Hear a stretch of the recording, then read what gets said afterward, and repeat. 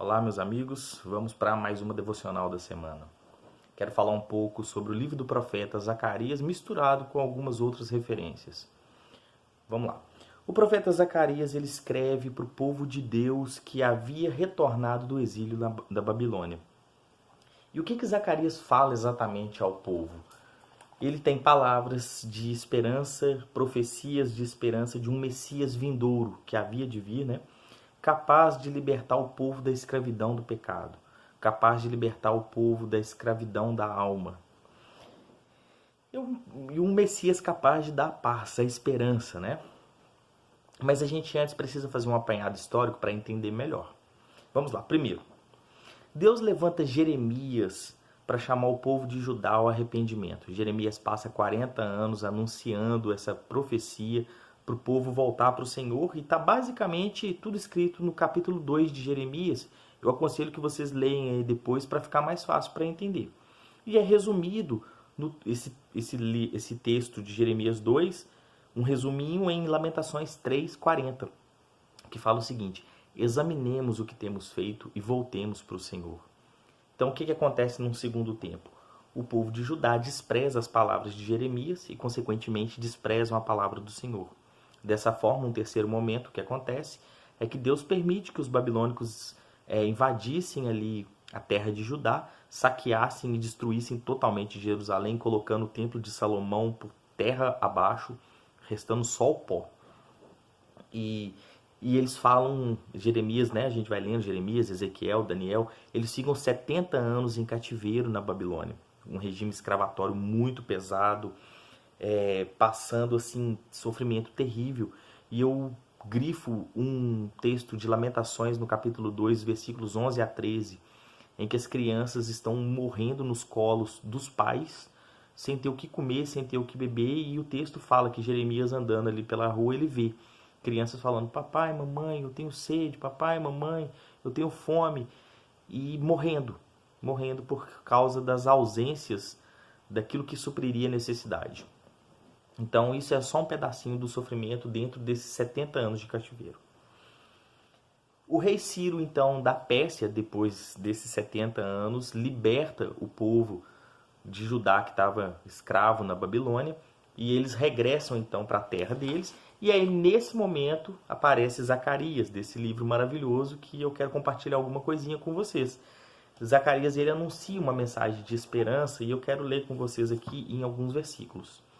Vou ler para vocês Zacarias capítulo 1, versículos 13 e 16, depois capítulo 2, versículos 4, 5, 8, parte C, 10, 11 e 13. Fala o seguinte. Vamos lá, Zacarias 1, 13 e 16. O Senhor Deus respondeu com carinho ao anjo que estava falando comigo e disse palavras de consolo. Portanto, cheio de compaixão, eu voltei para Jerusalém. Eu, o Senhor Todo-Poderoso, prometo que o templo e a cidade todas serão construídas de novo. Capítulo 2, versículo 4, aqui começando. E o primeiro anjo disse: corra depressa e diga ao rapaz que está com a fita de medir: Jerusalém terá moradores de novo e haverá tantas pessoas e tantos animais morando lá que não será possível construir uma muralha em volta da cidade.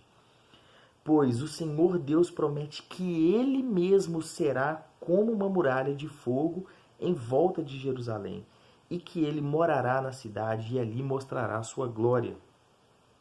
Quem toca no meu povo, toca na menina dos meus olhos. O Senhor Deus diz: moradores de Jerusalém, cantem de alegria, pois eu virei morar com vocês. Naquele dia, muitos povos se juntarão a Deus, o Senhor, e o seu povo, e ele morará com eles. Que todos se calem na presença de Deus, o Senhor, pois ele vem do seu santo lugar para morar com seu povo. Deus dizendo que não seria nem necessário construir uma muralha em volta de Jerusalém, pois ele mesmo seria como uma muralha de fogo ao redor da cidade. Que ele seria ali o protetor, ele seria a segurança, ele seria o socorro de Jerusalém. E é como diz o ditado: é basicamente a gente vendo essa história e contextualizando e vendo o que Deus fala aqui, é literalmente a bonança que vem depois da tempestade. E Deus é essa bonança ao povo. Os versículos 10, 11 e 13, que foram os últimos que eu li, é uma promessa dada e especialmente cumprida em alguns textos que eu quero compartilhar com você para a gente aplicar nos dias de hoje. Primeiro, Filipenses 2. Filipenses capítulo 2. Deixa eu abrir aqui, minha Bíblia está toda marcadinha. Filipenses capítulo 2, dos versículos 6 ao 11. Presta atenção. Deus disse lá, através de Zacarias, que viria morar com o povo. Sairia do seu alto lugar e viria morar com o seu povo. Ele tinha a natureza de Deus, mas não tentou ser igual a Deus. Pelo contrário, ele abriu mão da sua glória. Ele abriu mão de tudo que era seu e tomou a natureza de servo, vivendo assim igual aos seres humanos. E ele foi humilde e obedeceu a Deus até a morte e morte de cruz.